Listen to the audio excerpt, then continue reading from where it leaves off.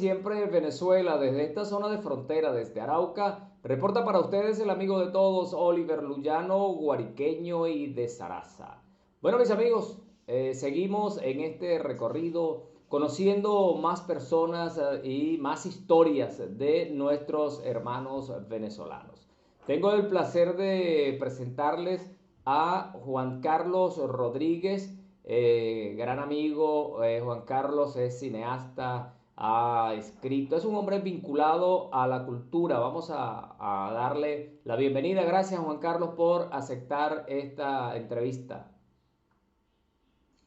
Muchas gracias, Oliver, por tu invitación. Para mí, de verdad, un placer compartir estos minutos acá contigo y con toda la gente araucana que nos escucha y de cualquier parte. Aquí estamos.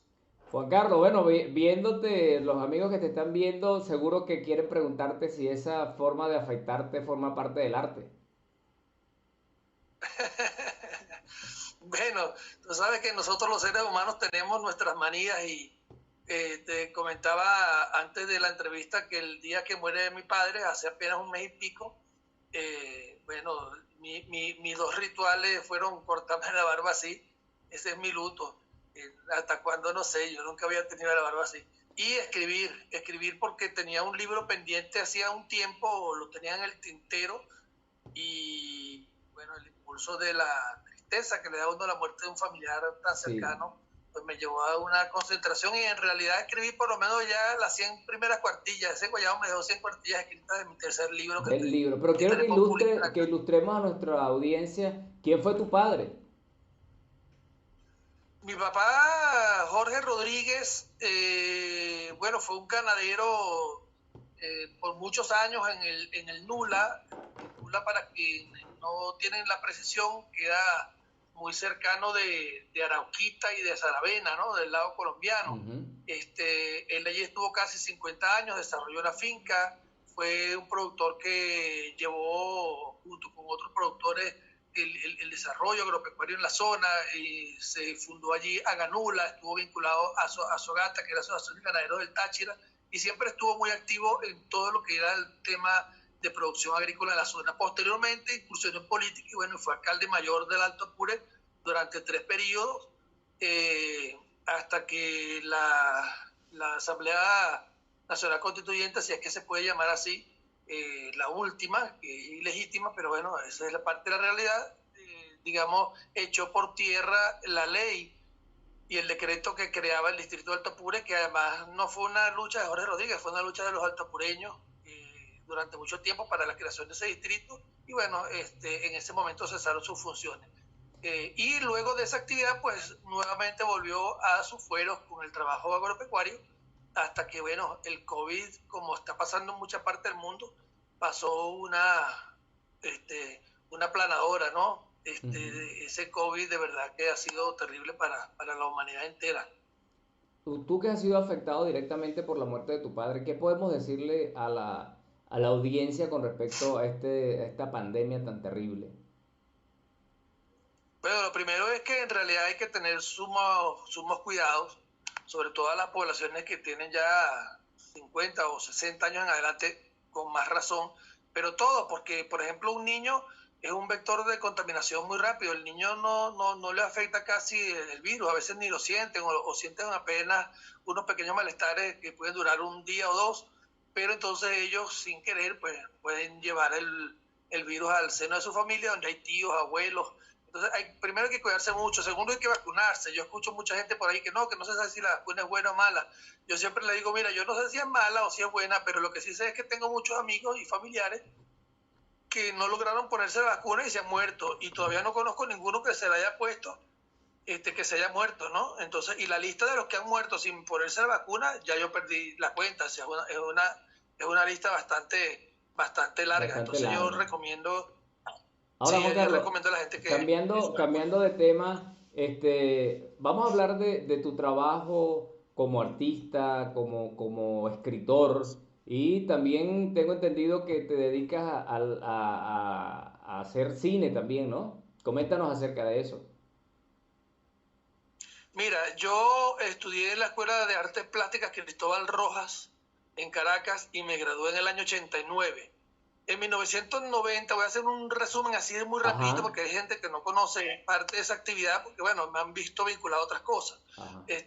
Y mi primera posición la hice en el año 90 y la segunda en el año 92, las dos en el Centro de Estudios Latinoamericanos Rómulo Gallego, lo que se llama el CELAR, en Caracas, que es un centro de estudios culturales de gran envergadura. De ahí, de hecho, digamos, es la casa del premio Rómulo Gallego, que es un premio latinoamericano de literatura.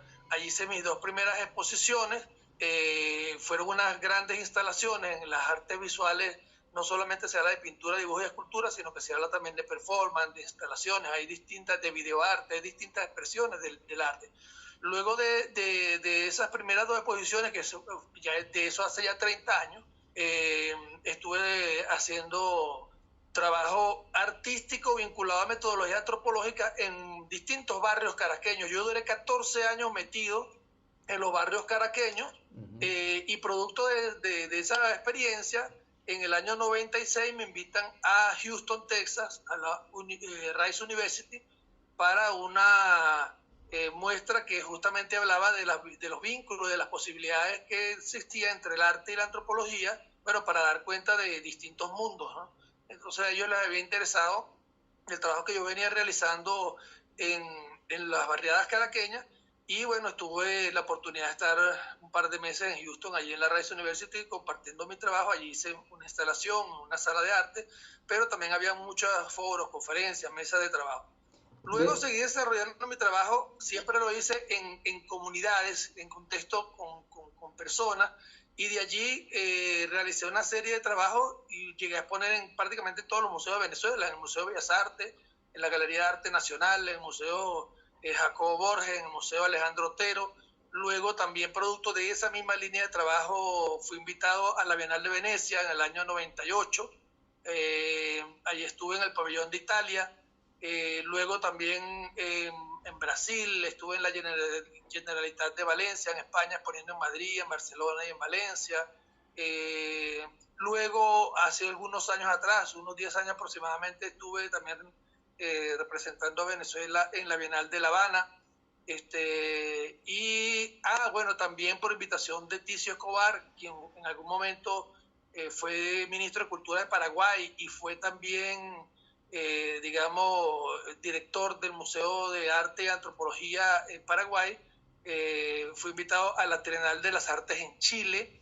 Estuve un tiempo en Concepción, Chile, después en Santiago, y allí estuve dando algunas clases, algunos talleres, aparte de las obras que se realizaron para ese momento allí. Y bueno, incluso acá en Colombia, que ahorita tengo ya 2 años radicado acá, pero en Colombia también ya había estado en algunas oportunidades, y de hecho en el año que estamos en como el 2011 o 2012, por ahí aproximadamente, fui invitado al 42 Salón Nacional de Arte de Colombia, y me editaron o reeditaron un libro que yo había escrito un tiempo atrás en Caracas, y bueno, lo imprimió el Ministerio de Cultura de Colombia, y bueno, se repartió muchos volúmenes de ese libro en Cartagena, que fue el sitio donde impartí la conferencia para la que me habían invitado.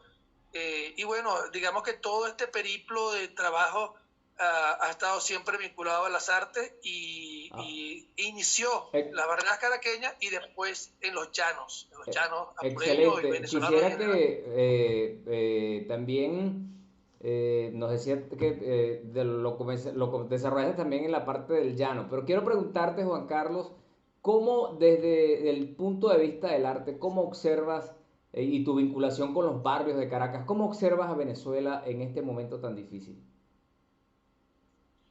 Mira, Venezuela está, digamos, en este momento en un punto de destrucción de la vida de sus habitantes, de sus instituciones, y es bastante lamentable porque cuando, digamos, esos primeros años que pasé de trabajo en las barriadas, la mayoría de ellos fueron en los gobiernos anteriores al gobierno de Chávez. Para ese entonces había muchas organizaciones comunitarias que, digamos, formaban organizaciones con la intención de, bueno, de fortalecer su proceso de memoria en las comunidades, de organización para la mejora de sus propias infraestructuras dentro de las comunidades, sus conexiones con el resto de la ciudad. Y cuando luego ya en el año 98 Juan se Carlos, inicia el disculpa, proyecto Cochave. discúlpame, ¿recordabas cuál era el reclamo de la gente para ese momento?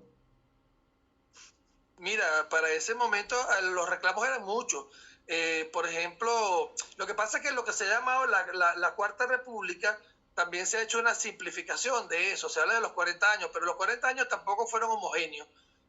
Por ejemplo, hay datos muy concretos que dicen que la salud pública en los primeros años del periodo que se ha llamado democrático, que digamos, había una salud pública que todavía funcionaba, o sea, que se hicieron grandes esfuerzos para, no solamente para construir y dotar hospitales, sino también lo que llamaban ambulatorios, y había una salud que se acercaba a la gente. Posteriormente, creo que en el gobierno de Rafael Caldera, en el primer gobierno, a finales de ese gobierno, comienza un fenómeno que es que los dineros, los recursos que se destinaban a la salud pública paulatinamente comenzaron a destinarse a la construcción de grandes clínicas privadas. En el caso de Caracas, eso fue lo que dio como resultado de la construcción de todas esas clínicas en el sector de San Bernardino, que se consideraba una salud número uno, pero claro, a unos costos elevadísimos que lógicamente no era para la población en general, y con el tiempo fue desmejorando la atención de salud. Fíjate que yo estuve 14 años en los barrios de Caracas trabajando, y durante ese tiempo esos ambulatorios ya no funcionaban, casi ninguno, y además no se veía presencia médica en las comunidades atendiendo a la gente. Y si uno ve que en Caracas el 70% de la población vive en barrios y no tienen salud pública garantizada por el Estado, lógicamente eso iba a causar malestares y había la necesidad de un cambio en el país. Y estoy poniendo solamente un ejemplo, porque bueno, habría muchos, ¿no? Sí, son muchos los Estoy puntos. poniendo el ejemplo de Juan estoy poniendo el Carlos, ejemplo de la salud, pero igual es... vamos, bueno, quisiera también que tú que has estado por tu familia, la vinculación por allá por el Nula, ¿cómo ha sido la relación de Venezuela, de los venezolanos y los colombianos? ¿Cómo la podemos describir? Mira, eso es una relación muy histórica, y es muy histórica porque si hablamos de tiempos precolombinos, acá por ejemplo en lo que es la zona de Bogotá o específicamente Cundinamarca estaban las comunidades indígenas que estaban asentadas acá, digamos, tenían ciertos vínculos con comunidades de los Andes venezolanos, específicamente lo que se llaman los timotocuicas, pero además también se sabe que habían conexiones hacia las zonas amazónicas, incluso las comunidades Pumé que todavía habitan la llanura venezolana, se sabe que tenían algunas conexiones con los muiscas que estaban acá en esta zona, digamos, de Cundinamarca, que a su vez tenían algún vínculo con comunidades indígenas que venían de la zona de lo que hoy es Panamá, pero también del Perú. Entonces no eran exactamente incas, pero sí había esas conexiones, de manera que estos territorios tuvieron siempre una comunicación previa a la llegada de Colón. Luego, cuando se establece la colonia, nosotros sabemos que, bueno, el virreinato se establece en Bogotá, como había también una presencia importante de la corona en el Perú, como lo hubo en México, y nosotros en Venezuela lo que éramos para entonces era una capitanía general, realmente era de una importancia secundaria, pero las comunicaciones entre lo que era la capitanía y el virreinato que estaba asentado en Bogotá eran bastante fluidas, es decir, quienes venían de España, de las Islas Canarias, de toda esa zona, pues recorrían toda esta geografía, y existía también pues una lógica que nos comunicaba. De hecho, cuando se hace la campaña de la independencia, ¿por qué Bolívar se viene hacia Bogotá? Bueno, porque él sabía que él no podía combatir a la corona solamente en los terrenos de la capitanía, porque, bueno, simplemente el ejército español se reagrupaba en Bogotá y volvían O sea a retomar el control Colombia de la o Bogotá capitanía. para ese momento era una zona estratégica, ¿no? Era claro, la Nueva Granada, Bogotá era la sede del virreinato. Entonces Eso es Bolívar correcto. sabía que él tenía que, para poder liberar a la Capitanía General de Venezuela y que el proyecto tuviera algún éxito, tenía que, digamos, ir al centro del poder. Y el centro del poder era el virreinato asentado en la Nueva Granada. Sí. Eso para ese tiempo de la independencia. Y posterior a eso, bueno, imagínate tú el flujo de la influencia. Bueno, cae el proyecto de la Gran Colombia y después comienzan todas las historias que ocurre del lado colombiano y del lado venezolano, y entre ellas la necesidad de establecer la frontera.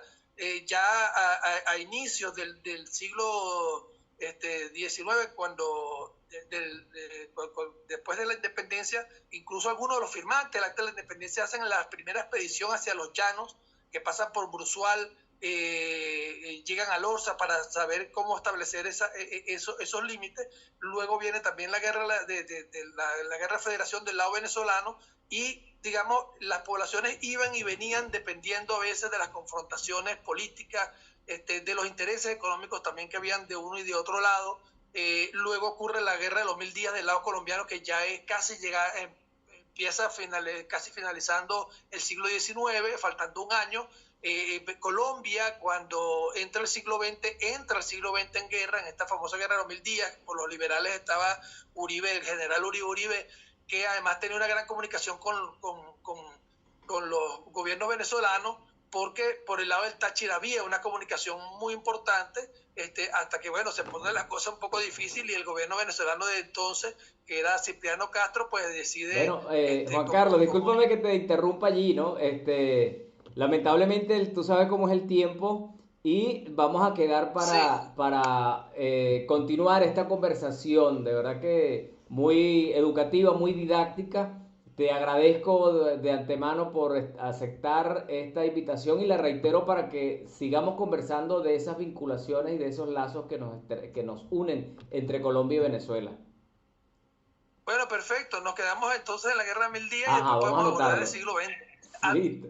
Al siglo XX hasta el día de hoy. Seguro. Bueno, mis amigos, estuvimos hablando con Juan Carlos Rodríguez, realmente una persona conocedora pues de toda la historia y esta cátedra que hoy hemos compartido. Mis amigos, desde esta zona de frontera, desde Arauca, reportó para ustedes el amigo de todos, Oliver Luyano, guariqueño y de Zaraza.